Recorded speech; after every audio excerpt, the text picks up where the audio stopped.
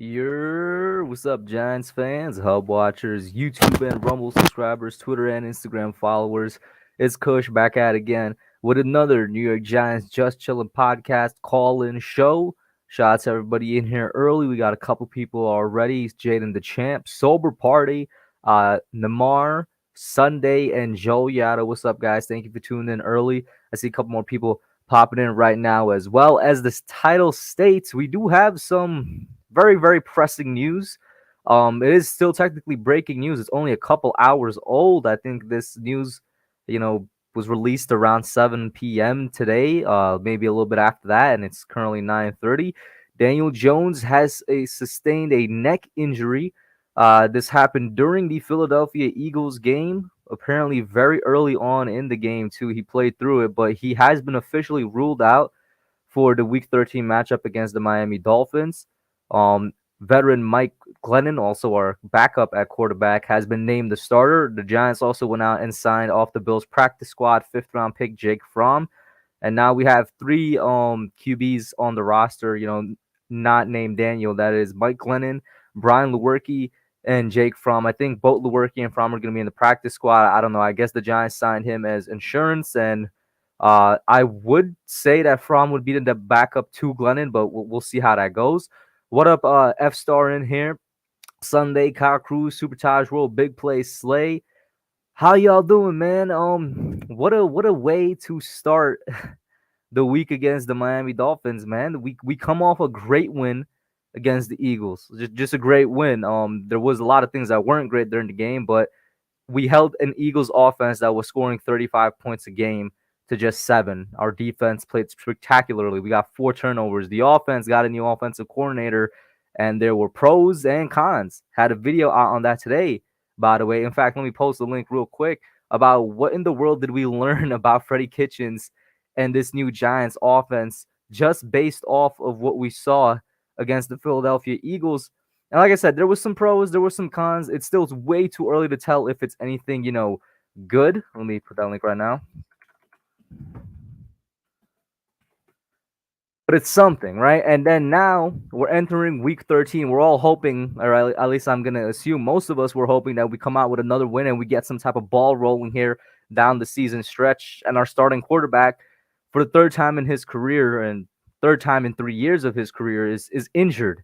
It's almost, not almost, it is a weekly occurrence at this point that Daniel gets injured in the last quarter of the season. Like, it happened very similarly during his rookie year. It was also against the Dolphins, where he was out, and that was Eli's last game starting. That was also the last game I attended at MetLife Stadium, and then this year I'll be attending the Washington football game. And it happened last year with the Cardinals, and now happens this year again with the Dolphins. And that really does hinder what in the world we can do. But let's just get right to it, man. Let's just get right to it. First thing I'm gonna do, I'm gonna read an article from NFL.com so that we both have a little bit more context. Then I'm gonna let the link drop. Of course, if you're a member, you already have access to the link. And any member that calls in just automatically supersedes whoever else is in the line. But let me share this article real quick that I was reading from NFL.com. It's not too long, and hopefully we both get some more information about this thing. All right. Okay, but I think that font is big enough. By Jelani Scott. And, of course, shout out to Lucas in here. Nate Talks Football, Sober Party, Ligma. What's up, guys? Jonathan in here as well. Daniel Jones, next strain out for Week 13. Mike Glenn to start versus the Dolphins. Ahead of their Week 13 matchup with the red-hot Dolphins, the Giants are suddenly facing a noteworthy situation under center. Daniel Jones will not play this week after suffering a strained neck early in Sunday's 13-7 win over the Eagles. Tom Pelissero reported this Tuesday. He expects that veteran Mike Glennon will start while Jones is out. The third-year signal caller is being labeled week to week. Now, that is what's first of all, a neck injury is always concerning because your neck is right there by your spinal cord. You tweak that thing a little bit wrong, you're dead. It's very, very serious. The only quarterback I could remember in recent history that had some type of neck injury but was fine after it was Peyton Manning, right? I think Peyton had a neck injury like when he was with the Broncos. I could be wrong about that. But it says here, Jones, who did not miss any time against Philly, went 19 for 30 and for 202 yards and a touchdown while avoiding a turnover for the first time since week 7. I did not know that. It's kind of incredible that we got to count things like that, but I guess that we are. Pelissero noted that the injury occurred on the second play from scrimmage The second play, that's very early. When Jones was hit while sliding down on a red zone keeper. Now, I remember this one because I commented on it while calling the game. He didn't slide. His first run, he did that thing where he dives. And like he dives and it looks like he dies while diving. I don't know why Daniel keeps doing this. He keeps running head first into the defense. And every single game, you watch this. I am right, and I know you guys know I'm right because you guys see it too. Every single time this dude runs during the game, before he starts sliding, he starts doing that dive thing where he goes head first, and it's really stupid. And this is why it's stupid because you get yourself injured, and it's just not a smart move.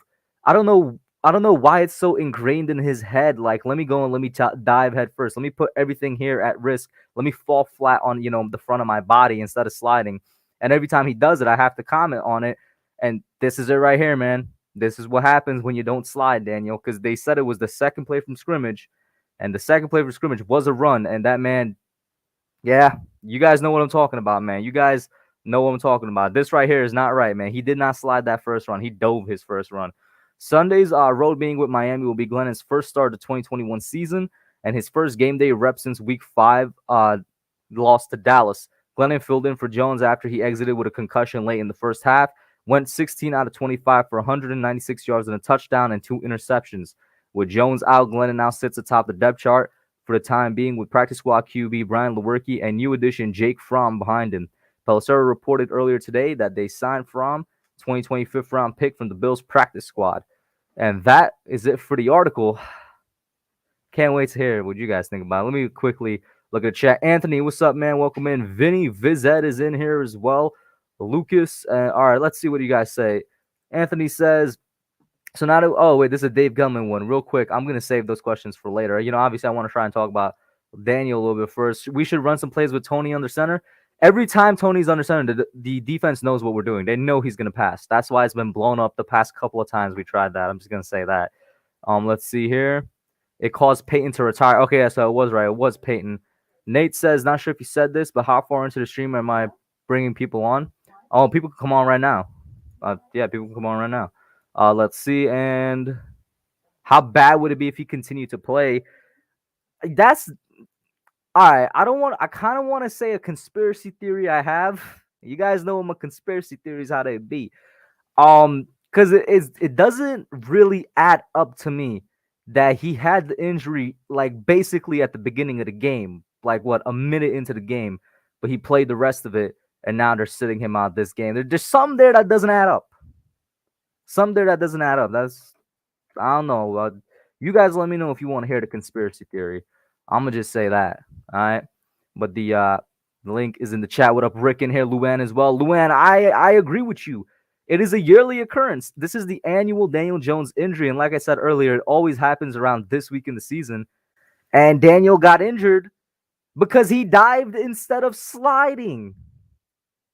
Like, yo, I try to defend you, dude, but every single time you run during a game before you start sliding, you start sliding because you learn from a mistake. But the thing is, he keeps making that mistake every single game. It's really annoying.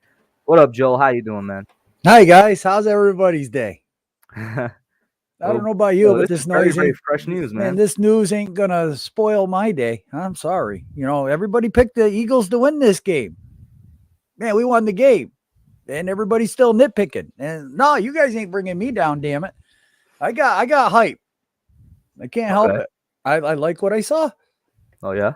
I like what I saw. Wait. So wait. Before we talk about the Eagles game, we got to talk about Daniel's injury. That's Joe Judge. What? That's Joe Judge. What do you mean that's Joe Judge? That's just Joe Judge. Make him think that he's not playing.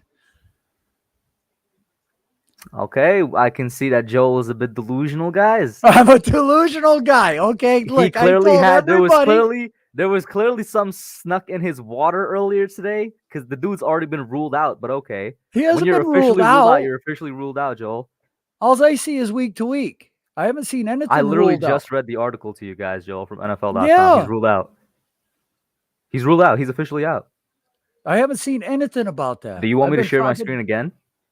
I will share my screen once again. I did it just a few minutes ago. Because the only thing I saw is it's week to week and to be determined. All right, guys. I will share my screen once again. He's officially been ruled out. Glennon is starting. Neck He's out for strain week out for 13. week 15. Okay, that's the first that I've really seen it. Now, do you want to talk about his injury? Now that it's not just a Joe Judge thing? No, man, because we got a kick-ass defense, man. I agree with that. Miami is on a hot streak. So I mean, from And from there on Miami's out, then been throwing the do you want to ball. shift back to Eagles, or you want to stay on Miami? Don't matter to me, man. I mean, look, look going forward. We won the Eagles. That's history. Mm-hmm. Okay, we did win. We saw some good We made Jalen productivity. Hurts look terrible, which I was always happy about. Exactly. Okay, we all know what happened that game. We all watched it. We tagged along. We've been talking about that for a while. But damn it, we need to really talk about what's coming up because it's the future that's more concerning than what the past has been in my eyes, anyway. Yeah, 100%. I mean, Miami's got a hell of a pass rush. Okay, and I really wanted to see Jones out they're here. also a man-heavy defense, and they're gonna blitz a good amount. Right. And that's why I wanted to see Jones out there to see what he could do, as well as I saw improvement in him manipulating the pocket. His pocket presence was a lot better. Finally stepping up. It seemed like he lost that for a couple of weeks, and he did it again against the Eagles. Well, you know, that there again, how much of that was Jason Garrett? Mm-hmm. You know, which is what I've been saying. Garrett's been holding him back, not letting him go, trying to do that old school, you know, Tony Romo stuff, and it wasn't working. The Dallas stuff, it's outdated, man. That offense just is not going to work anymore unless you got the right personnel. But you know, as far as Miami, look, I mean, Miami Tua, they've been turning the ball over a lot. They got a lot of takeaways on that defense too. Man, so they're both giving away their takeaways on offense, but their defense is also making up for it, is what you're saying? Exactly. I mean, I think Miami's got what, 10 takeaways the last 4 games. I can check right now, and it is the last 4 games that they've won. So starting with the Texans, if we look at what they did against the Texans, Jacoby Brissett had 2 interceptions that game. I'm looking to see if anybody had a fumble or anything. I'm not seeing it. So 2 interceptions against the Texans. Then they played. That was the upset against the Dolphins. I mean, the Ravens the next week. I'm not seeing anything here, but Jacoby was still starting. Is Jacoby still a starter, or is it back to Tua? Last I heard, it was Tua. Okay, yeah. Because Tua started against the Jets a couple of weeks ago, where he had an interception. Yep. And then against the Panthers, man, they destroyed the Panthers. Wow. Yes. Yeah, Tua was the starter there as well. Well, I mean, hopefully we can take advantage of that. I mean, our defense has been doing pretty good with these turnovers. Yes, exactly. I mean, the defenses are just about equal right now, and the offense is who's going to be able to run the ball. Mm-hmm. Because do we really expect our quarterback, whichever one it is, Lurkey or the neck, to really go out there and be able to throw the ball? I know this is not the right time to say it, but I find it hilarious that Jones has a neck injury and we have the guy with the longest neck in the league. You would bring that up, wouldn't you? We have a giraffe as a backup, but yeah, go ahead. Hey, man, listen, this is going to really tell us what Kitchens has. Oh, yeah, 100%. This is going to be a defining moment for Freddie Kitchens. Now, look, it's only his 2nd week, but look at what he did with, you know, just a couple of days. And Daniel, I mean, I like the play calling a lot better. I mean, that screen pass was phenomenal. The flea flicker, it wasn't a down the field pass, but you know what? That was that whole defense collapsed. It worked out. Exactly. It worked out. I think Ingram got like 15 yards off of that alone. Yes, exactly. I mean, look, he's going to start, you know, bringing in some of this stuff. And exactly, Ash. I mean, that's why I wanted DJ to play so bad. I was hoping that this was all a smokescreen. I really was. So, do you guys want to hear? Did you hear when I said I have a conspiracy theory? I heard part of it. All right, so I'm going to say the conspiracy theory now. So last week on the Young Guns podcast, there was a short segment towards the end where me and KB were going back and forth, and we were talking about potentially seeing Mike Glennon in the lineup again now that Freddie Kitchens is there. And I was saying I wouldn't mind to take a look at Mike Glennon. In fact, I want to see how Mike Glennon would do under Freddie Kitchens because I want to see if that tells us anything about what Ash is saying, if DJ is the problem or not. And I said, honestly, don't be surprised if Mike Glennon starts the game or whatnot. And the whole reason this conspiracy theory popped up in my head is because he got injured literally a minute into the game, but they allowed him to play. But now they don't want him to play this week. So I'm like, hey, listen, maybe I just want to see how Glennon is doing. Or not how Glennon is doing. Maybe they want to see if DJ is the problem or not under Kitchens. Man, I tell you what, man, DJ didn't lose that game for us last week. He didn't turn the ball over. He didn't Not make at all. stupid He did not. mistakes. Not at all. He did not. You're telling You me it's know, out? It's completely out of the equation, though. They just don't want to see. Because I mean, I don't think anybody right now is completely convinced he's the guy of the future under that organization. well, I guess I'm that one guy then. That's why I changed it and said under the organization. Right. Look, I'm telling you, I told you how you're going to see a different DJ against the Eagles, and you saw it. And you know what? When he's playing with a neck injury, and he didn't say, "Oh, coach, you got to take me out," and he continued to play through it. We know he's a tough guy, though. We know he's a tough Exactly. guy from previous years. Look, I mean, you think them other players aren't having mad respect for DJ, knowing how important that win was? What Judge said last, he said in regards to his injury last year was that he was supposed to be out for the rest of the year, but he wanted to play. Yeah, that with was that like thigh in the injury. He had that quote. Yes. Yeah. And we could see he wasn't right. Mm-hmm. We saw that out on the field. Man, look, I don't know. There's just something about the kid that I like, that I see, that, everything that I had said that was probably that could be a major concern for his development and growth. Look, I mean, this stuff's finally coming out that Judge wanted to fire Garrett after, 8 weeks last year. So he couldn't fire Garrett, but he got rid of Colombo. Mm-hmm. So I so badly wanted to see what he could do against a decent pass rush. I mean, if he went out and played another game the way he did, look, not every quarterback's going to go out there and we faced these decent pass rushes already this year in Carolina and Vegas. But this is with Kitchen's scheme. This is a different scheme, look, man, this is Judge's team now. You look at the moves today. Okay, DJ got hurt. What was the first news that come out? We signed Jake Fromm. And then that's when the quarterback controversy started happening already. All we did is sign the guy off the Bills practice squad. And I saw Twitter blowing up with, "Hey, DJ, Fromm's going to come and take your job." I'm glad I'm not part of the same Twitter circles that this man Joe is part of. Because the Twitter circles I'm part of already give me ulcers. If I was reading that, I would probably deactivate my account. Oh, man. Bro, it's rough, but you know what? It just gives me ammo. It does, man. It just gives me ammunition. Mm-hmm.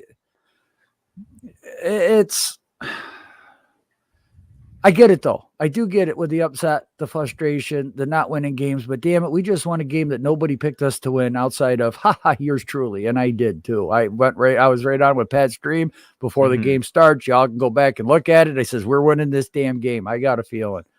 Mm-hmm. Even in the last couple of plays, the Eagles were getting close. I'm like, nah, we got this. I'm telling you guys, we got this. Something good's going to happen for the Giants finally. We're going to turn this team in a different direction. We're the New York Giants. We win championships with a defense. That's how we win our championships. Mm-hmm. And damn it, we won a divisional game with our defense. If that defense can go out and do the same thing, but we got to do, I want to see Freddie Kitchen's second week of play calling. And I was so hoping it was Daniel Jones, but with Mike Glennon, if we go out and let's be realistic. Do you think Glennon can go out there and put up more than 20 points? No, that would be asking me if I think DJ could go up there and put in more than 20 points. I would say no for both of them. Well, I had a feeling DJ might have had a really good game, especially if Tony came back and I'll say this: even if DJ was in there, my response question would be, I don't know if Kitchens can put up 20 points and it's too early to say either way because he's literally only had a week and now going to be 2 weeks. It's just too early for me to say anything. Well, I like I said, I'm more of a DJ believer than a Glennon believer, and I would have thought that after last week, Kitchens did not have a lot of plays to work from, but the plays that he had to work from, man, I'm sorry, but that last drive, okay, we went 3 and out a couple of times. Times. Joe, we had 4 turnovers and none of those turnovers resulted in points. Listen, you knew it wasn't going to be a crisp football team coming into that game, huh? I know, but are your expectations that low that you can't score? My expectations were for that game, I wanted a lot of improvement, keep it low scoring. We were going to win that game. Then they didn't meet your expectations because guess what? There was minimal improvement. You saw minimal improvement? I can list on my fingers the improvement I saw. We stuck to the run game, which I asked for. Thank God we stuck to the run game. We ran 27 times as opposed to just a measly 13 the week before. So I'll always give credit for that. I love that. We targeted Galladay and in general our receivers more. and the creativity was there. Minimal improvement, because at the end of the day, we had 4 turnovers, Joel, and not a single one of those turnovers resulted in Okay. a touchdown. Okay, so you're looking at just you wanted improvement in just points alone then. No, you heard what I just said. All the 3 things I asked for were there, but those are smaller things compared to when your offense scores just 7 points and then a couple of field goals. Well, man, I tell you, I saw improvement with DJ working the pocket. He didn't get sacked. You keep switching it back to DJ. I'm talking about Kitchens. Yeah, but what's Kitchens supposed to do with 4 days of getting the offense involved into that goes back to what it's still Garrett's scheme. My point from earlier, then, Joel, when I was saying it's too early for me to say Kitchens could cook up an offense that's going to put up 20 points in just 2 weeks. That's my argument. I don't know if that's enough time. You didn't see different route concepts out there? I did. Okay. We're talking about scoring right now, right? Scoring has been a problem for us since 2016. It isn't just a recent problem. Even back when that fake playoff team in 2016, when we were a terrible offense in the league, I don't think it's something that's going to be fixed quickly. So, all right, let me get the gist of what you're saying. I'm trying to get everything organized in my head right now. You're saying that it's between you didn't see. Oh my God, I'm so lost right now.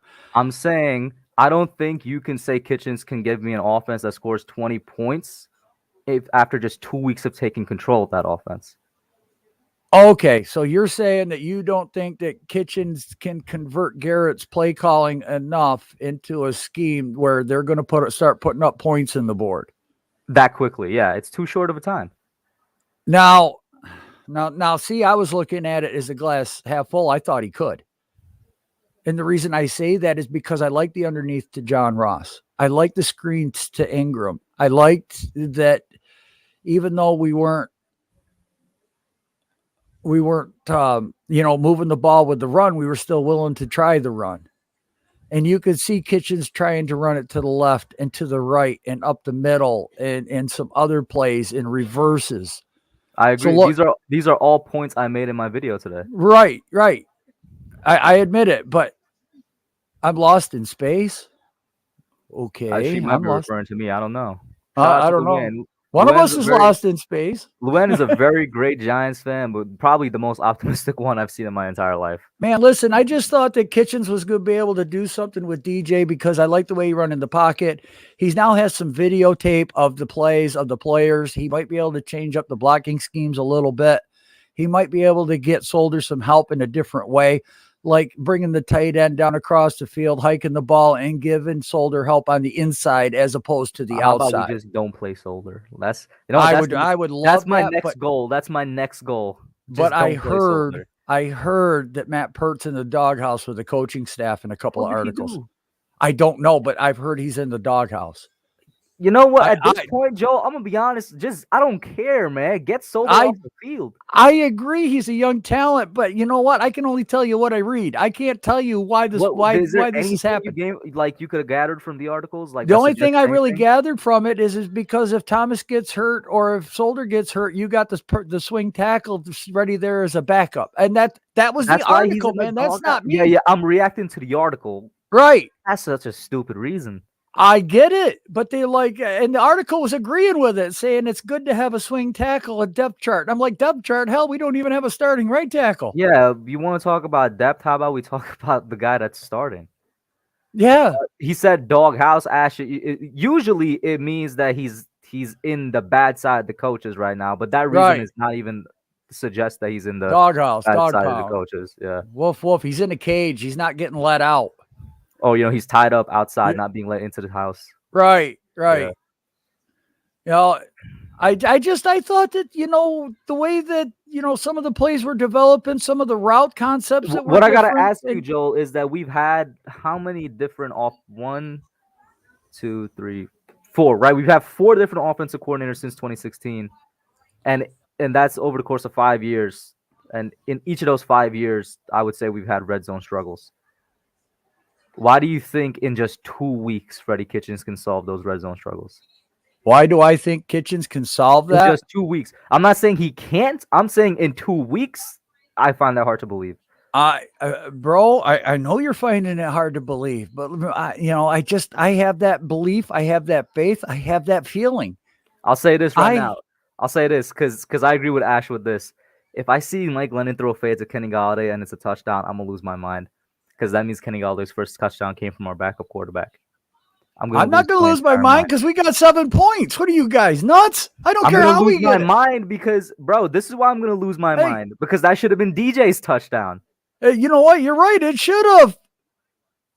But how many of those did we see in the first 10 weeks? 11 10. weeks? When 10, hold 10, on. I think exactly. When have you seen a Jason Garrett offense willing to throw a fade like that from the 20-yard line? Never. Okay. Another point I the brought up first in my week video of today, the by the first way. week of Freddie Kitchens, we see it. Bing. Another point I brought up in my video: utilizing your weapons, but also utilizing who was supposed to be your red zone weapons. We signed 2 guys. Now one of them was out with an injury, but the other one was in there to be red zone weapons. They were never used in the red zone. Well, But Kitchens made sure to use one of them. exactly. Kitchens is getting these guys activated. He's getting plays down there. You know what? Garrett wasn't doing this stuff. Garrett never had a crosser for Ross that was that freaking wide open where Ross was a great reception and run after the catch for a great pickup. Great play calling. You didn't see Daniel being able to move up into the pocket the way I saw him. Maybe nobody else saw it, but I saw him doing a great job manipulating that pocket, helping the blocks and everything. Okay, he missed on a few passes. This is all new. This is route concepts that these guys for on the fly did a damn good job. I saw improvement in all 3 aspects of the football game. Now, granted, we didn't put up 25, 30 points. I kind of figured that was going to happen because we're going to struggle in the red zone until things get straightened out down there. When guys stop doing holding penalties, when guys stop false start, it happens to us. But then again, because we were in the red zone, but that's The thing is, DJ's fault because the guard we went didn't have any offside. penalties this game. I think we had like 2 penalties the entire game. We just Yeah, couldn't we execute in did. the red And when zone. we were down there at the 20-yard line and got backed up to the 40 is when one of them big penalties hit. And that was a false start by Sakura or Price, one of them 2. What about the other 3 red zone opportunities we had? You know what? I like the 50-50 We ball. could not execute to save our lives. When And that's been the story for 5 years. Hub, man, you guys can say, well, what about this? What about that? You know what? I just maybe I'm too positive. Because I saw guys, I saw people trying. 2 weeks is just too short. If you were saying, listen, man, against the Chargers, which is just 1 more week, or against Dallas, I'd be like, yeah, I'll be right there with you. But 2 weeks? Nah. Well, we're gonna find out. We're gonna find out Sunday. Hopefully. We're gonna find out Sunday. Yeah, I'll call back in Tuesday, so. and I'll either eat crow, or I'll just gonna continue on with the conversation. One of the 2 things are gonna happen. If we put up 20 points on this Sunday, I would be a very happy man. I would too. If we put up 20 points this Sunday, I hope at least one of them is to Galladay. It might be Galladay and Tony. Wait, maybe Barkley has a big Tony game. Ruled back in? Huh? Has Tony been ruled back in? Not yet. I mean, you're not going to find out till Thursday or Friday. And I'll say what I said in my video again today. And this was a criticism of Jason Garrett and Joe Judge. So I hope it's not something that repeats under Kitchens and Joe Judge. And that is, if you activate the guy, if he's wearing a helmet and he was wearing a jersey, use him. Otherwise, don't have him on the field if they're coming off an injury, right? Right. Because we've seen countless times this season, we have guys that come in, they're just returned from their injury and they're not being used at all. And it just annoys me to no end. It's like, why is he out there? I don't want him to be used as a decoy. He can't even efficiently be used as a decoy because he has no production backing him up on the season. Defenses are not going to be scared of them for them to be used as decoys. But that's a whole other conversation. And I really hope that doesn't repeat going forward this season with Kadarius Toney, since he may or may not be coming back. Right. But, you call me crazy if you want. Fruit Loops, whatever. It don't matter. That's I've never heard before in my life, bro. I got a feeling.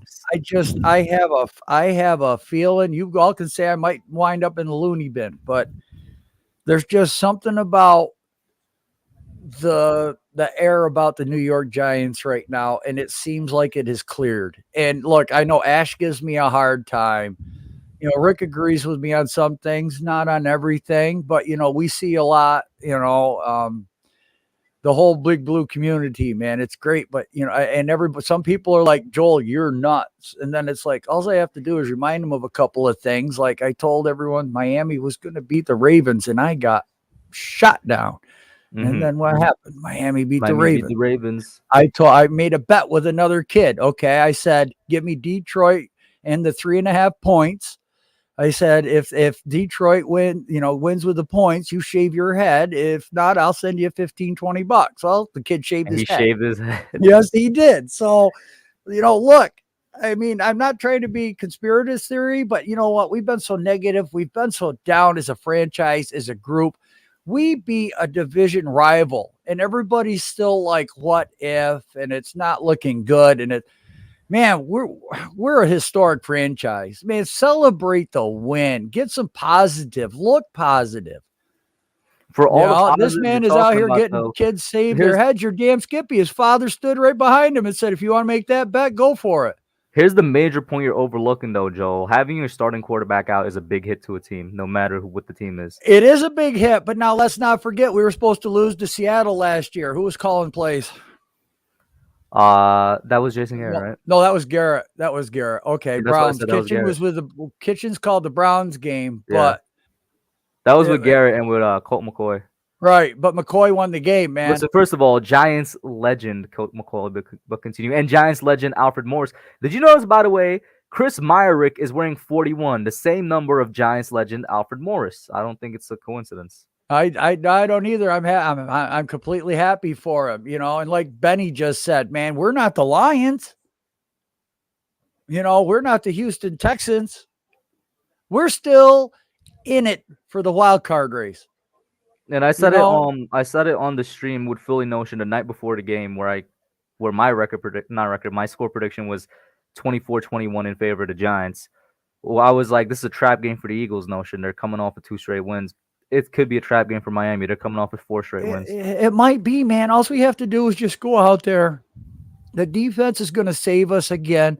You guys can say the defense. You know what? It's a wonderful feeling when your defense can go out there and save it. And you know what? You talk about great defenses. Look, I mean, man, the Ravens defense won them a Super Bowl. Great defenses do that. Look at how we stepped up on defense. We only let the Dolphins score 7 next week. I mean, my God, look at how many points this defense has got over the last 4 weeks.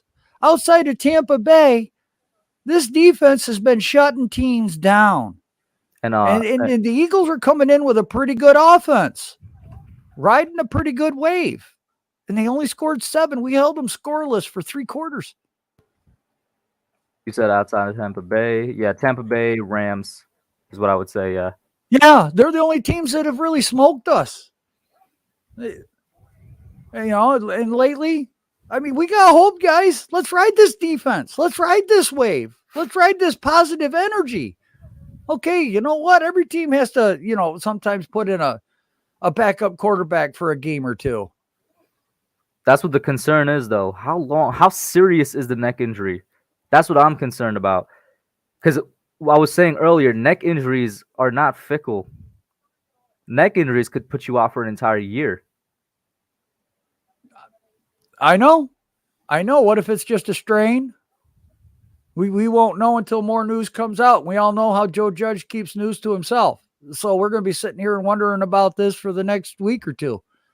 Is he going to be able to come back after the Miami game when we go out to San Diego? Because we're really going to need Daniel Jones when we go out to San Diego. Yes. Or LA Chargers. What I'm so used to calling them the San Diego Chargers. I can't help it. It's like the football team. They don't have a fan base, man. It's okay. Yeah, I know. And Giants fans travel well, but you know what? Against Herbert and them, I'd rather see Daniel Jones out there, and I want to see, with Kitchens and Jones, because he's going to be learning the plays and everything. He's going to be out there on the sidelines, but that's why they play the game, man. Any team could be any other team on any given day. And I'm going to be a positive. I got goosebumps just sitting here thinking about the Miami game, and I think we're going to win that game. I can't help it. Like I We need said, to call win me that game. delusional. We need to win that game. The NFC East, every team has been winning in the past couple of weeks. Washington just beat Seattle last night. The Eagles, of course, we just beat the Eagles. Before that, they had their 2 wins. We need to catch up as quickly as we can. No, hey, one guy. I mean, if you don't like that touchdown, you can requisition Judge to give it back. I mean, I'll take points any freaking way I can. I get it. You're frustration, but you know what? We won the game. We beat the Eagles. We beat the team that rocks our world the most. Listen, damn it, we in the go past around 3 this games, week. we own the Eagles the past 3 meetings. All right. Yeah, that's what I mean. I mean, we finally. It's been how many years since we beat the Eagles back to back?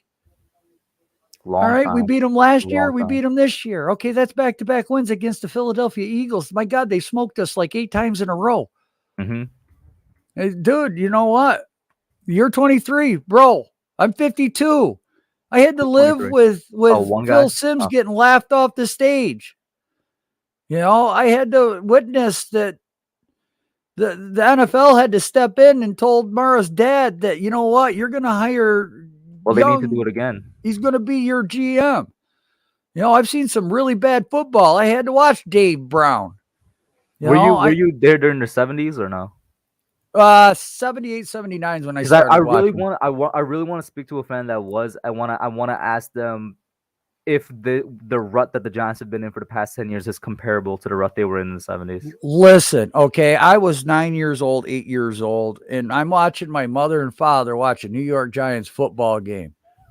Okay, my mother is rubbing my father on the shoulders saying, one more play, the Giants are going to the playoffs finally after 10 years, 12, 20 years of bad football. Mm-hmm. And Pisarcek handed it off to Zonka. There was a fumble, and Herm Edwards ran it into the end zone. I have never seen such disappointment on anybody's face over a football game as I did my father that day. I left the room. Mm-hmm. You know, and then I had to deal with all the fans, and we didn't have the internet. We didn't have all this social media stuff with Dave Brown. I mean, the only thing I had was the New York Times to get my sports from, and having to live with that guy, you know, and then there was some other quarterbacks. Oh my God, I need help with names, but you know, Miz could probably help me out here. We've had some bad play. You know, we went from one of the greatest coaches in Bill Parcells to Ray Handley. Go Google Ray Handley. Then we had the old Denver's coach. Oh God, I can see his name, his face too. Dan Reeves. And then from Dan Reeves, we went to Jim Fossil. Jim Fossil started recuperating this organization because Ray Handley, I mean, Dan Reeves took us to a couple of playoffs, but it was nothing spectacular. You know, Jim Fossil really started building this team, got us into the 2000 Super Bowl. We got decimated by the Ravens. And then a couple of years, I think we finished 500 ball and enter Tom Coughlin with a team that had good draft picks and capital and you know, and welcome Eli Manning.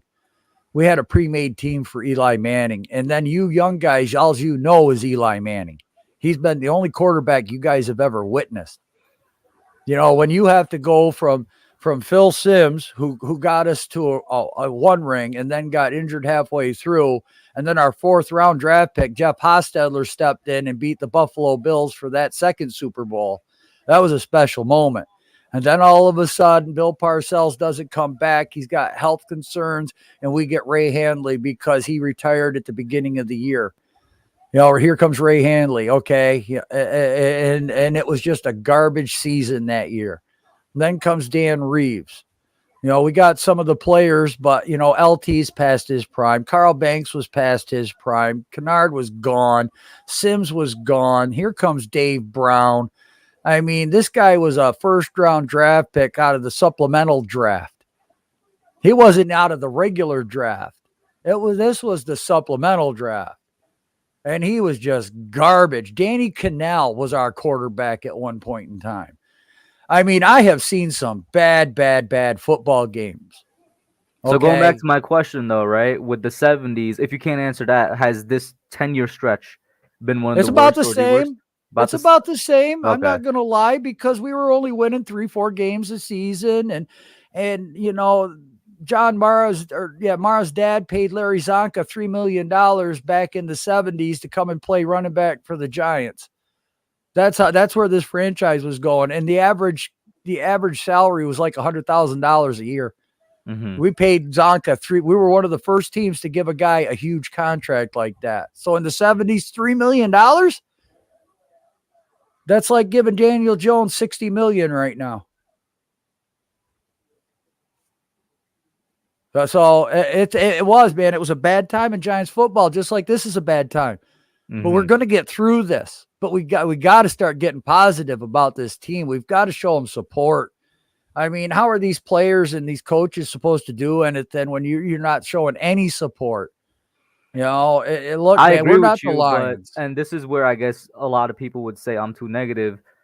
I'm gonna show them more support when they show me something worth supporting. bro. It's got to start somewhere. So why can't us fans start it? Because we've been doing it for 10 years, Joe. We've But been you're still packing the gonna stadium for 10 you're years. still gonna watch next Sunday and the Of Sunday course we after are. and everything. That's support in one way, but of course you mean like Well, actual cheering and stuff. But everybody's still supporting them week in, week out. They're still getting no, our money, getting our views. let's support. Let's cheer. Damn it, they make a good play, cheer. They make a bad play. It's okay to boo. I'm not saying that, Oh no, but the I'm just, stadium is still it's like, rocking, man. The stadium is always rocking when they make good plays. oh, Miz, don't be afraid to watch this Sunday. We're gonna squish some fish, okay? Just like the Bills do. We're squishing some fish. It's gonna happen. Like I was saying Trust me. earlier, it's time for a trap game for the Trust me. Dolphins. Trust me. They're Get due for a positive. loss. If you believe it, it will happen. They're due for a loss. They're not getting 5 games in a row. That's a lot. If you believe it, it will happen. Like I said, you guys, we're going to find out this Sunday whether I was right or wrong.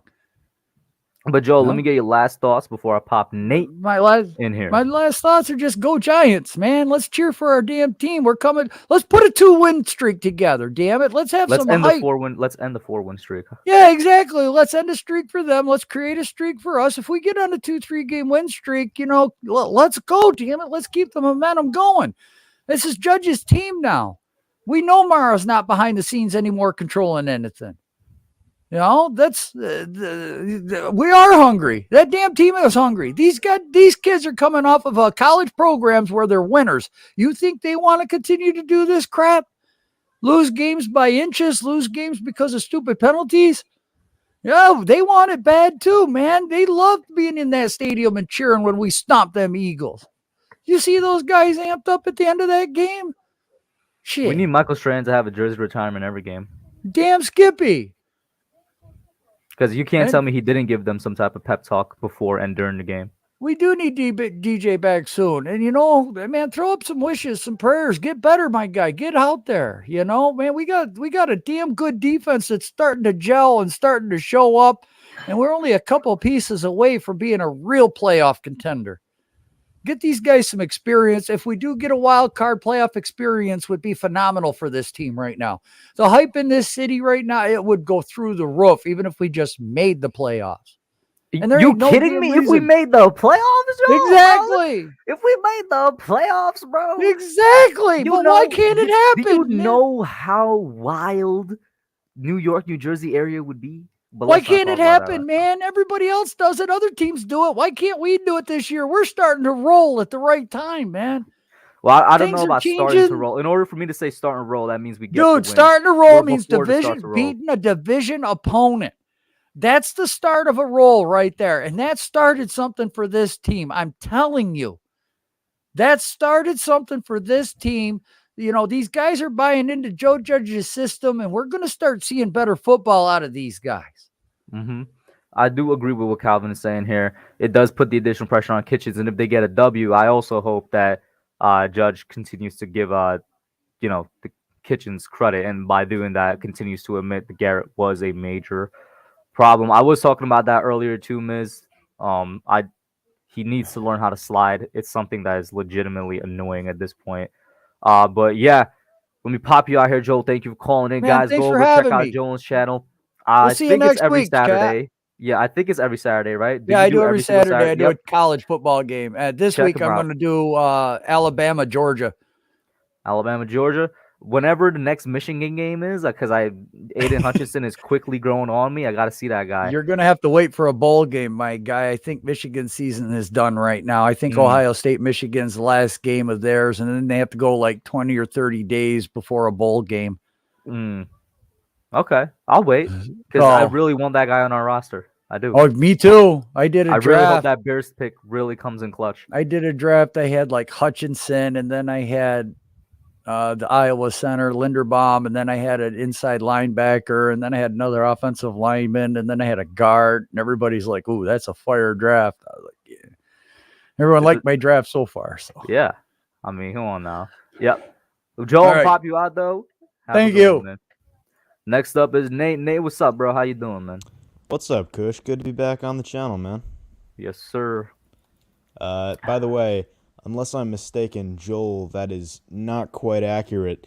Aiden Hutchinson is going to be back in action along with Michigan against Iowa in the Big Ten Championship this Saturday, if I'm not mistaken.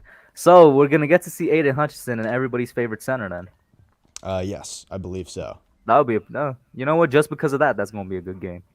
I mean, listen, you know this about me, Kush. I was the leader of the Aiden Hutchinson brigade for years. I mean, and now this dude looks even better than what you were building him up to be. I mean, listen, crazy.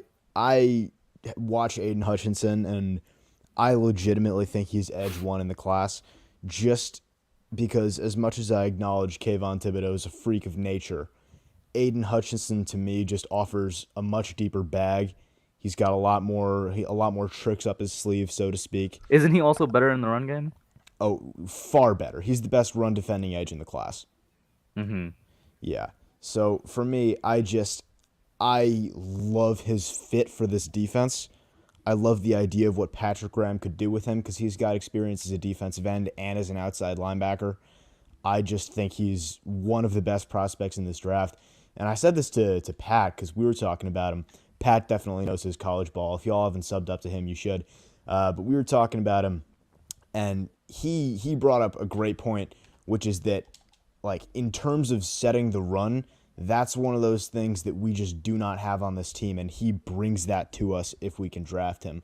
So for me, I love Aiden Hutchinson. I have for a long time. And last season, he was definitely getting sort of overshadowed by Kwity Paye, who was the other edge on that team. And then he got injured, obviously, which was really rough for him. But he stayed in college, which was smart, and he came back even stronger. He's developed his game in every possible way. He's become a real leader in that locker room, which is, in my opinion, a pretty important thing. So for me, I just really would love to see him in Giants blue. The question is he going to play himself out of our reach? Which is exactly what I was about to ask you, and kind of what Duran is saying. Would you trade up from? I was going to say, does he last past the top 5 or something with all the hype that he has now? Yeah, I mean, for me, as much as I love the guy, and believe me, I do, he is one of my favorite prospects I've seen in quite a while, but I don't know that there's anyone in this draft I'd trade up for, honestly. This is another thing I talked about with... Because we said it a lot of times, with the depth at his position, it would be great to have him, but if he ends up playing himself out of our pick, that means somebody else drops. I'm not going to say Kayvon, but, you could always dream.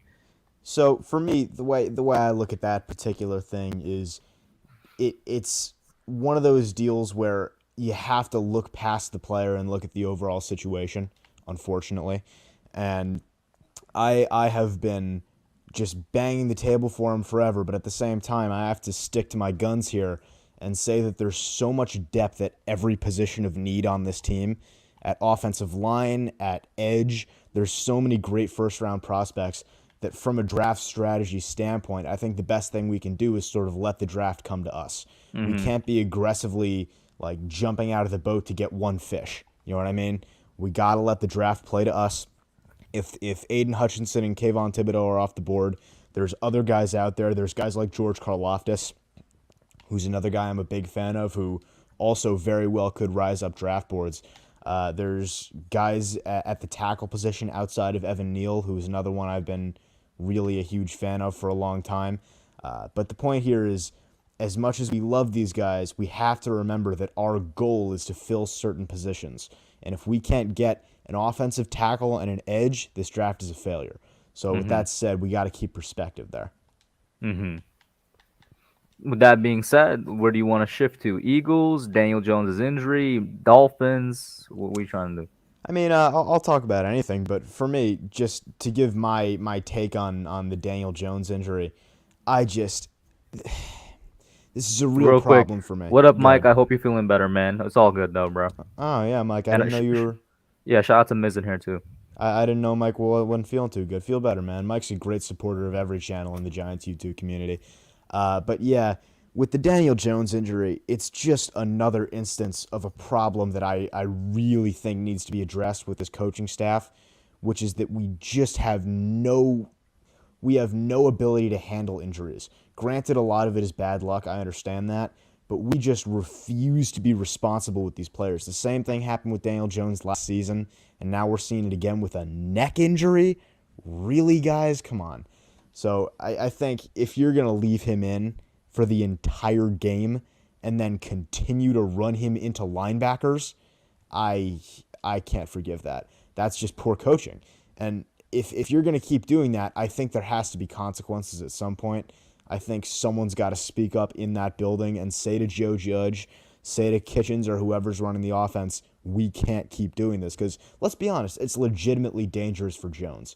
Those muscles that support the neck are in large part what stabilizes the head and prevents concussions, fractures of vertebrae, spinal issues in the cervical spine. So if you have a strain or a tear of those muscles, it makes any hit that the quarterback or another football player takes 1,000 times more dangerous. So if you're going to keep Jones playing through that, it's just irresponsible, and frankly, I can't accept it. Especially from the standpoint of even taking aside the importance of the injury concern, that's your quarterback. That's your franchise guy. Your backup option is Mike Glennon. Mike Glennon.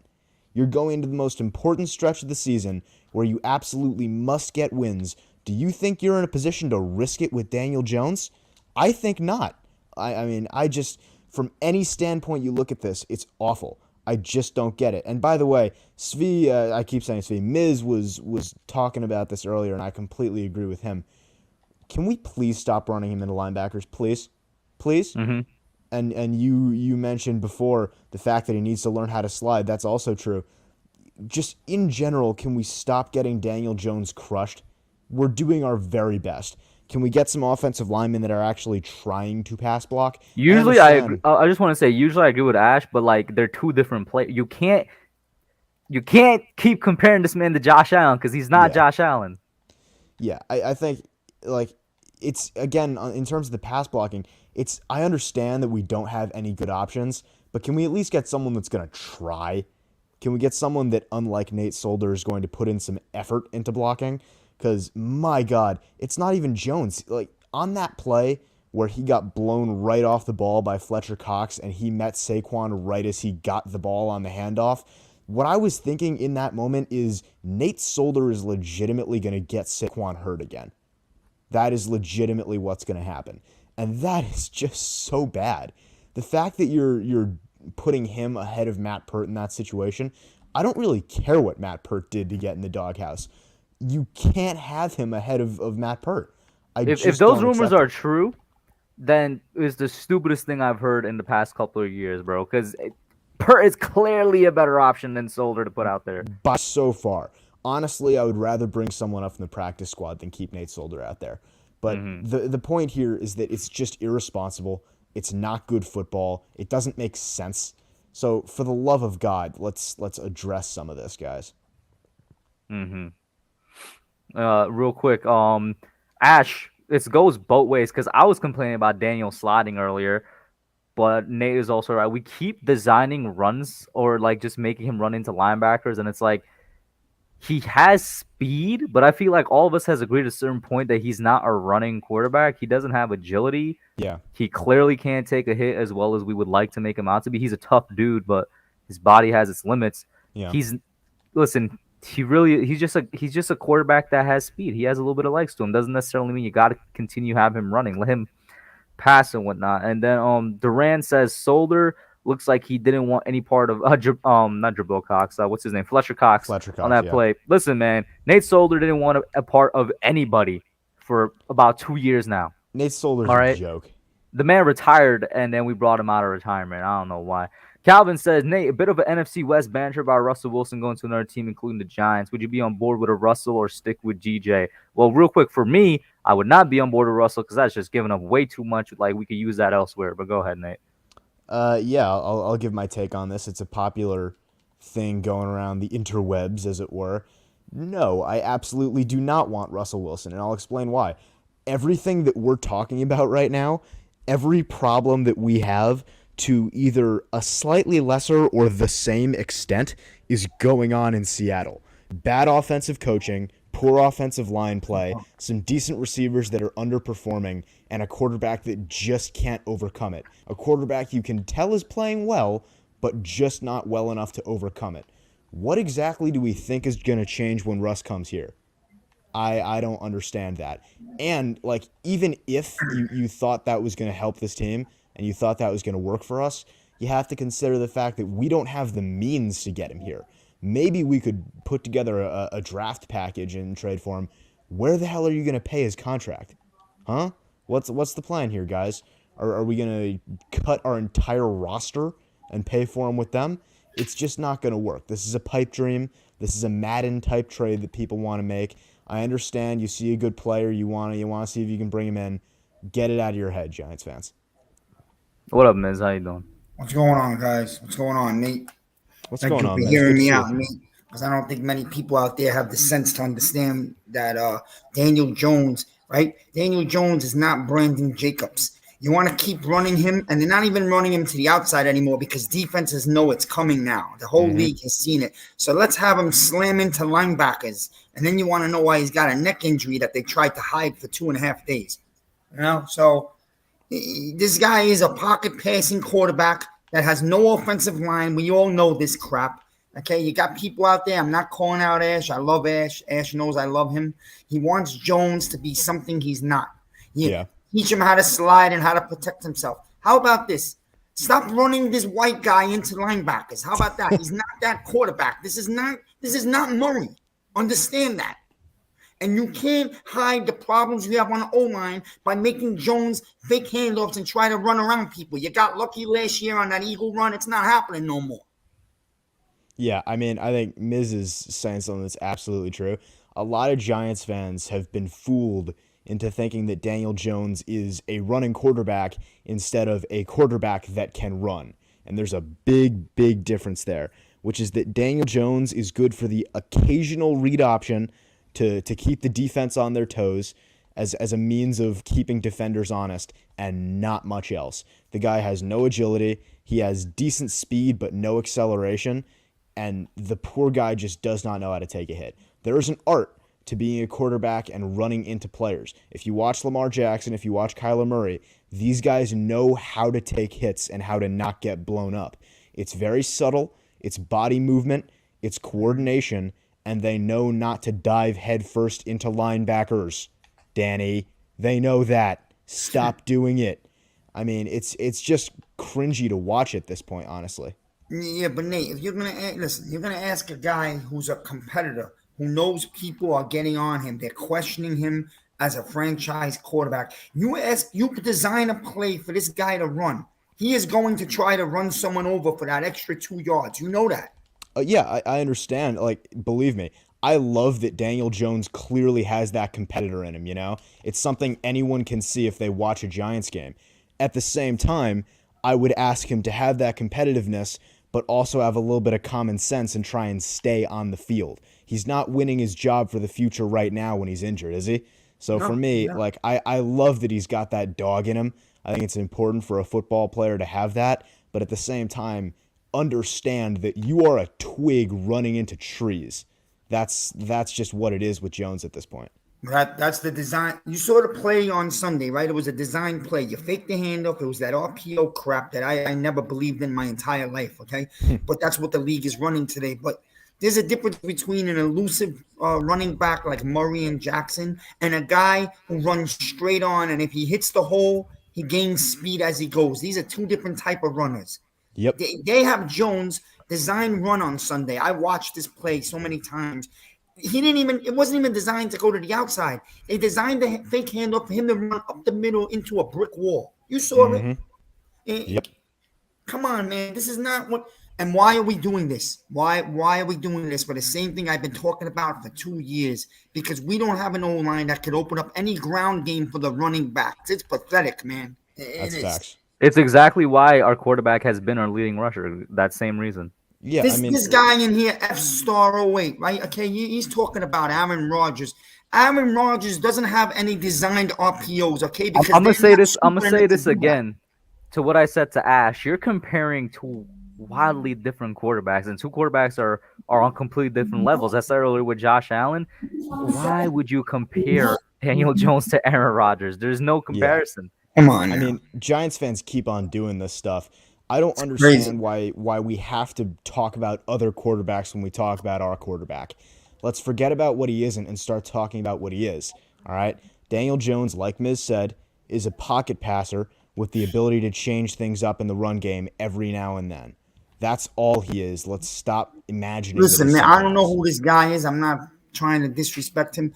Aaron Rodgers knows how to slide because he will scramble if it's a last case and it's wide open. He is not designed to turn into a running back like the Giants been trying to do with Jones. The Giants are destroying this kid. That's what they're doing. And let me tell you something. In the last 5 years, we've become real good at destroying players. Yes, we have. That's big facts right there.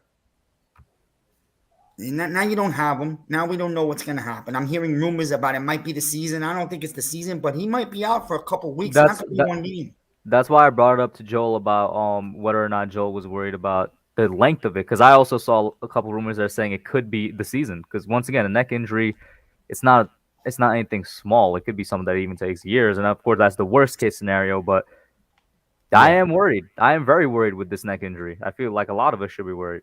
I agree. You lose out on 6 games of us finding out what Jones is made of. Now, what do? We're going into another offseason not having a clue what we're doing. And it's not good. I mean, this has been bad, man. This is bad. People questioned. Now you don't have Jones. Now you might find out that how bad it could be without him. Mm-hmm.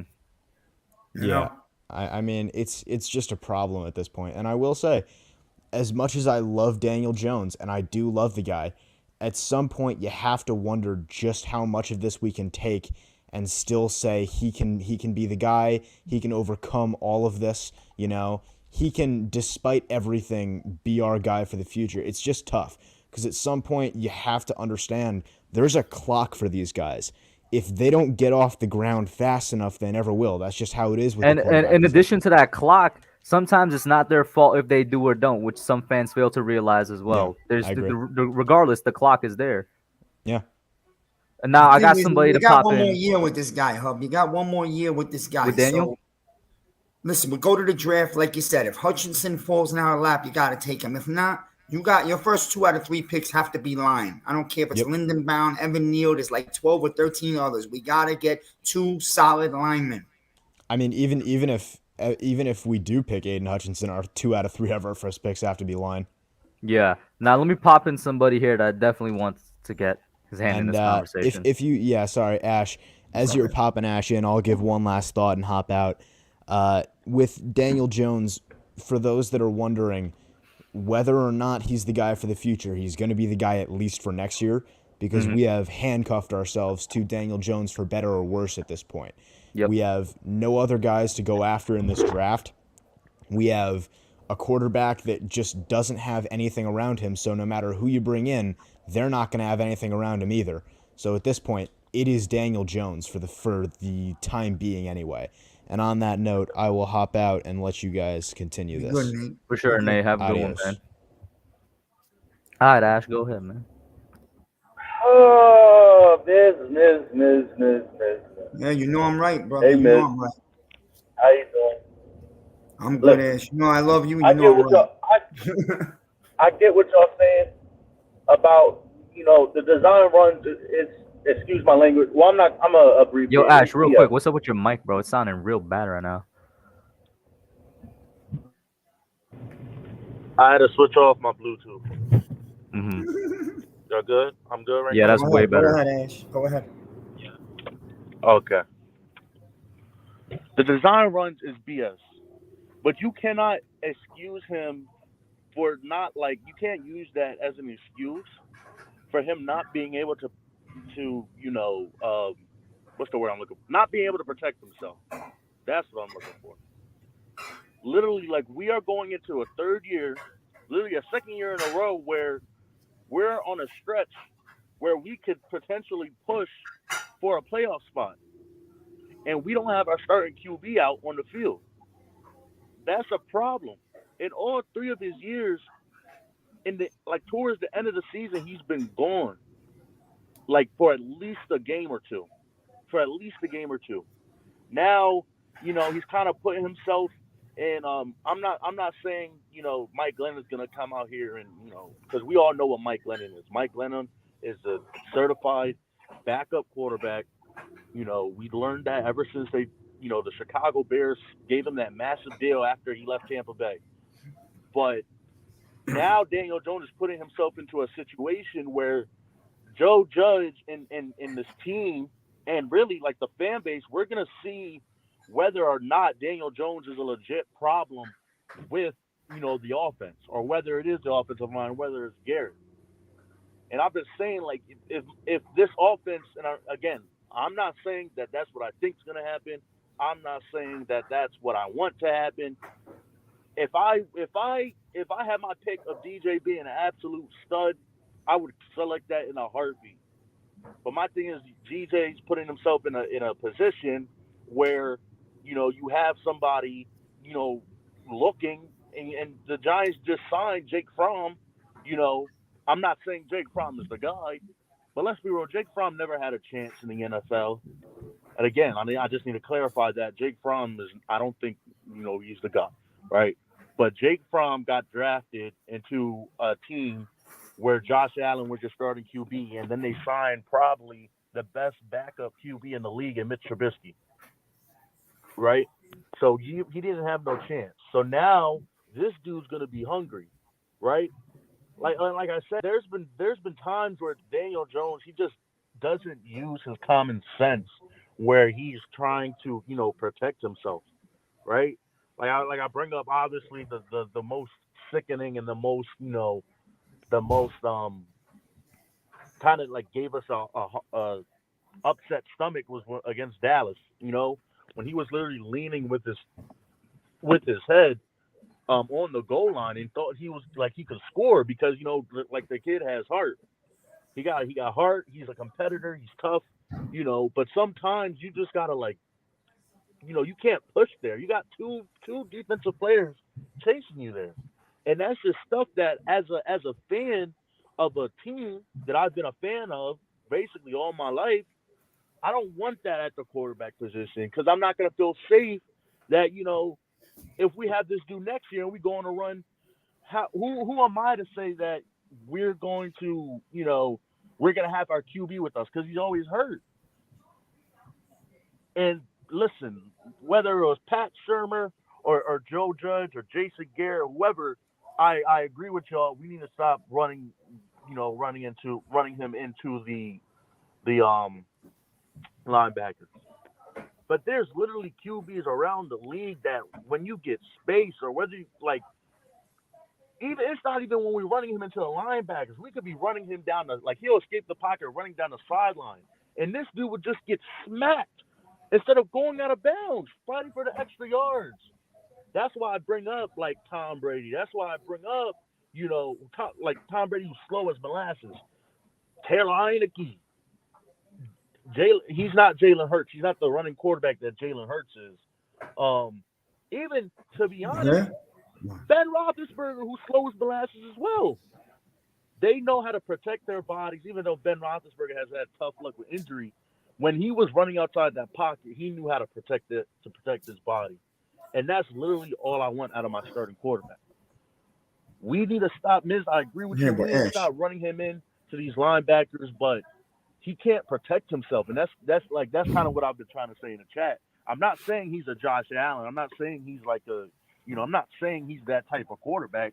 But these quarterbacks learn how to they know how to protect themselves. one That's second, all. Ash. That's Well, let me just say something to that's the run up with Ash Money Records. You feel me? you. Well, Ash, there is a difference between a QB drops back in a passing play and in the pocket, like a lot of times you see Aaron Rodgers does. And after 4 or 5 seconds, there's nothing, but there's a hole up the middle, and he takes off and goes to get 7 or 8 yards, and then he slides. You're right about that. There's a difference between that and you just ran a design play, a RPO, fake handoff where Jones has to run, and he's going to run fast and hard. He's not going to run 2 yards and slide, bro. You know what I'm saying? Miz, I hear what you're saying, but that's Miz, the problem with Jones. The problem, look, there's two problems here. One, the designed runs that we need to stop doing. But two, we've been doing the design runs for 2 years now. He knows that he should be sliding and he's not. But Miz, and the other thing is like I can name some plays. Like even think of the Las Vegas when we played Las Vegas at home, and this dude like spun off of a dude, and then he got hit in the back of his neck as well. Like those wasn't a design run play. That wasn't a design run play. That's he was escaping the pocket, and he found room, and he made a run for it, and he tried to get the extra down. He tried to get the first down because I think it was like a third down. And like I get it, you got hurt, but you just got to protect yourself. And I'm not saying you're wrong. Like the design runs, I'm not saying you're wrong at all. Every time we send this dude on a read option and he runs inside instead of like running to the outside of the pocket, like I get nervous, right? But I'm talking about basically like it just in general, like his the ability for him to just use his common sense and use his instincts is just not there. It's just not. Listen, this is what I'm saying. This is for both of you. I'm going to ask you a question. You tell me your real gut feeling right now, your gut feeling on Jones from what we've seen and knowing that he's still young and there's probably a little more growing if we do stay with him. Let me ask you this. You go build this guy a real offensive line because what we have is 4 trash cans and Andrew Thomas, okay? We got 4 garbage cans that don't belong on the field, okay? You have a center that should not be playing football. Listen, you build this guy an O-line in this draft, and this draft has the players we need in order to do that. You commit to building him a real O-line, okay, which will allow us to have a running game next year because Daniel Jones is supposed to be a pocket passing, play action quarterback. Do you think if we have that, Jones will be a good quarterback? Not great. Can he reach around 10 in the NFL? I think so, yes. Is this for me or Ash? Both of you. I think if this man has an offensive line, he'll be fine. But that's exactly why I want us to go and get line and edge. And the same applies for if he's not the guy, still get line and edge and build it for the next guy. So I agree with you. I think, to be honest, I think he will be an above average quarterback, to be honest. And the only reason why I'm saying that is just because his intangibles that Shout he out to has Authentic in the chat. that delays his game goes farther than just getting an offensive line. Those are his mental things, right? So, and I'm not on the route of getting drafting a quarterback. The only thing I said was if we just like don't do good for the rest of the season, I think that Joe Judge might try to get his own quarterback to save his job. That's me, but that's not what I'm with. What I would do is like you said, I would build this draft. If Hutchinson or Thibodeau isn't there, granted that because I think the Bears have like at least one more winnable game on the schedule, 2 at the most. We wouldn't be in a position to get those guys.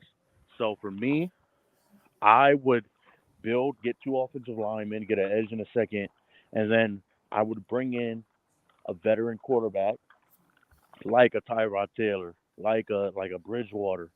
Um, those are really those two like my two top for a bridge type of veteran quarterback to put some pressure on Jones and see how he responds because those are the two that consistently have done good in those roles. Tyrod Taylor has been second fiddle to them drafting a rookie quarterback for years, right?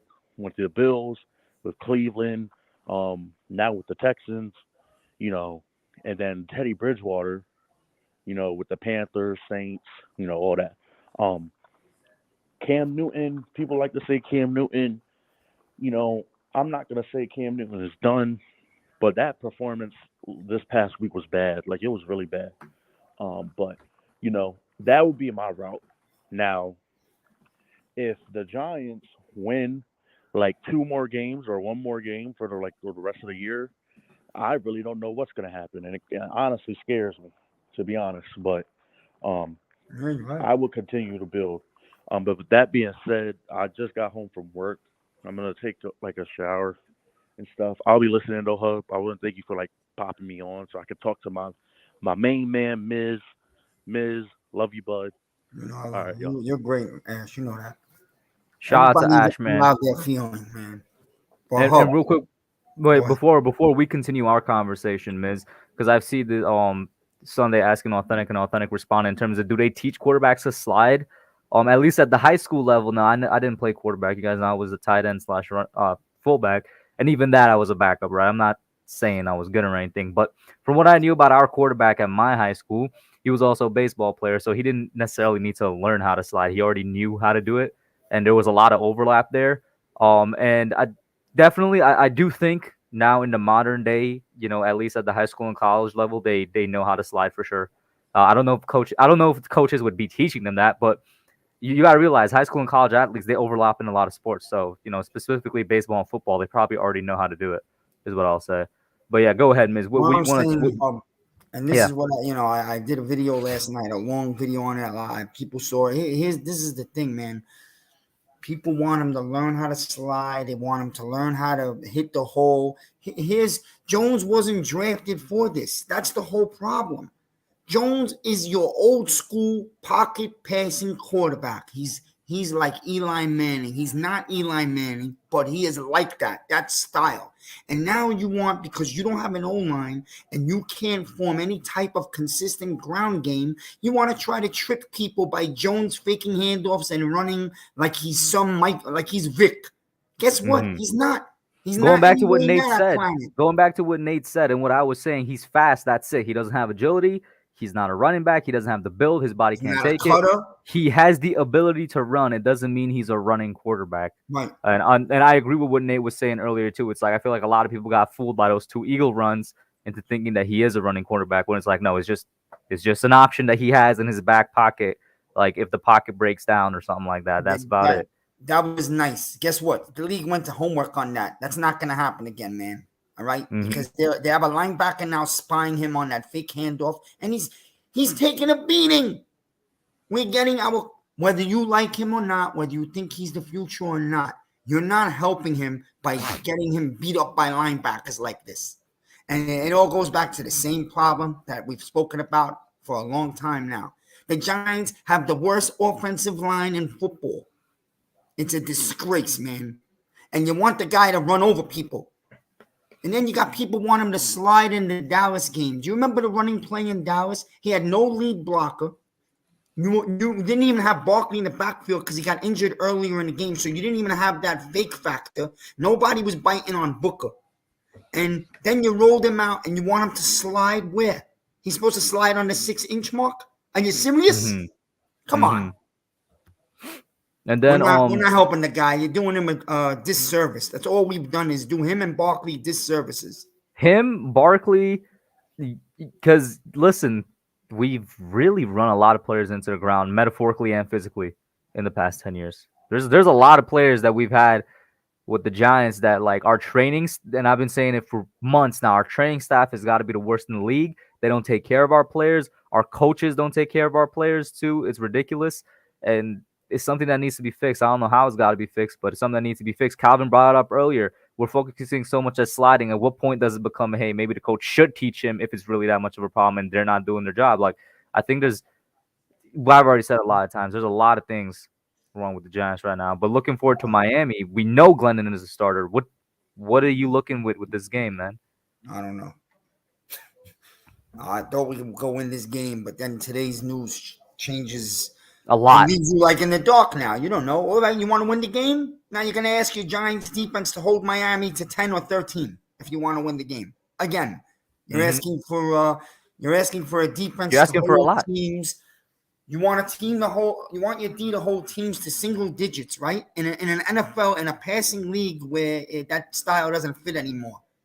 You know, like if you hold someone to 17 or 20, you did a great job. We're holding the Eagles to 7. Now you want to go to Miami, who's won 4 in a row. You want to hold them to 10 or 13. You're asking too much, man, and make no turnovers on offense also. I don't know what to expect out of this guy, Glennon. Are you serious? I have no clue, man. It's not like you could say, and okay, it gets worse. It gets worse after Miami. Hope we could get by this game with Glennon because we have a real good or we have an average ground game. No, we don't. You know? And not even that, Miz. It gets worse after Miami because we got the Chargers next, who are a better team, and then we got Dallas next, as much as we hate them, who's a better team than both of them. And then it gets worse if Daniel's injured for those two because we're saying we don't know how long this thing is going to keep him out. I'll be real, man. This is before I learned about Jones's injury today. I'm real. People talking about playoffs. Come on, you can't be seriously talking about the playoffs with this team, are you? Who? I heard someone say we're getting hot. We won 1 game. We're getting hot. We won 1 game this week. 1. All of a sudden, that's hot. That's how pathetic we've become. That's what I was saying earlier too. Shout out to Joe. Joe's my guy. I love Joe. But when he was saying we're going on a roll, that's why I brought up I don't know how you could say we're on a roll when the roll hasn't even started. It's 1 game. Maybe we win 2, and then you could start saying we could go on a roll. Listen, we're all hungry. We all dying to see the Giants get back to their old ways. It's not happening this year until we get to the draft. Most games are going to be grinded out 17-13, 13-10. That's what you're looking at. People thought because you chased Garrett out that the offense was magically going to turn into 35 points a game. You are delusional. This is not Xbox. We don't have an O-line and we don't have a ground game. And when you don't have that in football, you're in trouble. And that's really. And Kitchens ain't changing no playbook. That doesn't make sense. They're 12 weeks in. He's not changing the playbook. He's going to work with it and do his best to work around it, but you're not changing the playbook. Yeah, that's it. Listen, Kitchens, he's a nice guy. I don't know what to tell you. I don't see how it's going to be that much different. Maybe he changes a formation here and there, but now you lost your quarterback. So, you know, and listen, let's be honest. Barkley's not healthy. We all know it. Barkley's not healthy. So you can't even lean on Barkley and say, listen, Barkley, I need you to go get me 30 carries this week. Because you know he can't. I don't even know if he's not healthy, or I think it's a combination of the line and I really think he's lost a step. I hope I'm wrong, but I really do, Miz, I'm sorry. I think the guy is not what he was. I really do. I think they say from that knee surgery, you don't get back till the year after, which is 2 seasons. Which is going to be next year.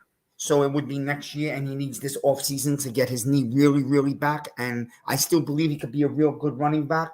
But again, not to beat the horse with the whip, but you know what I'm going to say. You want Barkley to be really good again? Why don't you go stack the O-line? Like, really now. Last year, I came on, and I got into it with people because they all wanted weapons. And I said, if we don't address this O-line, it's going to destroy your next coming season. Look what's happened. It can't happen again. I don't care who the GM is. I don't care who the coach is. You know that the Giants have to draft O-linemen and get 2 of our first 3 picks should be O-linemen, and that last one should be an edge dude. Like, I feel like everybody should be in agreement in this. I was seeing Mac Corral in the chat earlier. I don't care if Daniel Jones comes back and he's the worst quarterback in the league. I want our first 3 picks to be 2 O-linemen and an edge. Yeah. Because even if he's not the guy, that's the way to go, so that whoever the guy is afterwards comes into a good situation. He comes into a team that's already built well. We need 2 O-linemen and an edge, and thank God this draft is going to be good with them. I'll say 2 more things, then you could, go to the next guy and I'll watch. But one is also, I hate to say a negative, then I'm going to end with the positive. The negative is We spent $72 million and we wasted Galladay for one season. All right, it's one season. He'll be back again next year. Again, no O-line, no chance to find him deep. We can't even set up that many deep plays because there's no time. They don't have confidence in the O-line giving the quarterback time to throw the ball deep. So you get like one deep play a game, right? Notice that a lot of those deep plays come earlier in the game because that's the only time you could get a play action. You know? But the other thing is, I'll say a positive. Man, we have some really good secondary players, man, because Love is a McKinney, man. baller. McKinney right now Miz, is what one up, of the best Miz? safety in football. Miz, haven't I been saying all year I'm so comfortable moving forward with Julian Love and Xavier McKinney before both of them start balling out? I'm just like, listen, Jabril Peppers, he's gone. His contract is up. I love the guy. It's not even like we're cutting him. His contract is up. It is what it is. Logan Ryan, we're not going to find a trade partner. If we cut him, I don't mind, but I really do think our safeties of the future are Love and McKinney, and they're showing it right now. And Love is really showing his versatility. McKinney's a star. Listen, even Jackson earned his money this year. He played real good all year. You know what Bradbury is. Listen, even Holmes. I like Holmes a lot. We have and Robinson showed a lot Sunday, and that was like his first game. The Giants are loaded in the secondary. You know what we need. We got to find ourselves a top-rated defensive end. And then you have Aziz on the other side. Now you have yourself it's already a really good defense. Imagine it would be if you got a Hutchinson. Now, I don't know. Imagine if we have a pass rush, basically. We know what the defense is when we got a pass rush. That was Carolina. The guy, as Pat's been saying for a while now, Hutchinson fits the Giants. He is a beast, man. He's like another Bosa, maybe better. Who knows? You know? So if we could get our hands on one, we haven't had real ends here since we had Tuck, Strahan, OC, those guys, you know, JPP. It's been a long time. Aziz is nice, but you need a more clearer number one on the other side, you know, and that's it. And the only last thing I wanted to throw out there, I'm not even gonna get into it because it could take up another hour, so it's gonna be real quick. I hope people realize what I've been saying for a few years, and I still back the guy up. I know it's time to move on, and he's going to step down at the end of the year. But as you all see, Gettleman was the punching bag for Mara for a lot of the things that went on here the last 3 years. And Mara's done a lot of damage. I love the guy. He's a good owner. He truly does want to win. But the more he's tried to fix things, the more he shit things up. And that's what's happened. Hey, man. Miz, as usual, thank you for calling in, man. It's great talking to you, bro. Have a good one. Man, I'll be watching. Guys, make sure you check out Miz's channel. Make sure you check out everybody that called in's channel. And Miz is part of shout out to Miz, bro. We got a group chat up here. There's a lot of great dudes in there. There's Zion in there. There's Pat in there. There's Lou in there. You guys got to check all of them out. They put out great stuff, man. Have a good one, Miz. You too. And then, guys, that's going to be it for tonight, though, honestly, man, because we're right there at the 1 hour and a half mark that I usually end it at. And I want to give a big thank you to everybody that was in here. Shout out to everybody. We have 56 people in here right now. I do appreciate it. But you guys watching and, commenting, sharing, and liking, the stream doesn't happen. The channel doesn't happen. Thank you so much. So shout out to everybody in here. I see Rick, Eric, Super Taj World, Sunday, Ligma, Levans, Dean Robinson, Authentic. Shout out to Authentic. Go check out Authentic. Ash, everybody that's in here, man. I know I didn't really take too many questions from the chat tonight, but that's what the Q&A streams are for. This is the call-in streams. The Q&A streams is usually when I'd read the questions and I'd pay a lot more attention to what you guys are saying. But that's it for tonight, guys. Have a good one, and I'm out. Peace.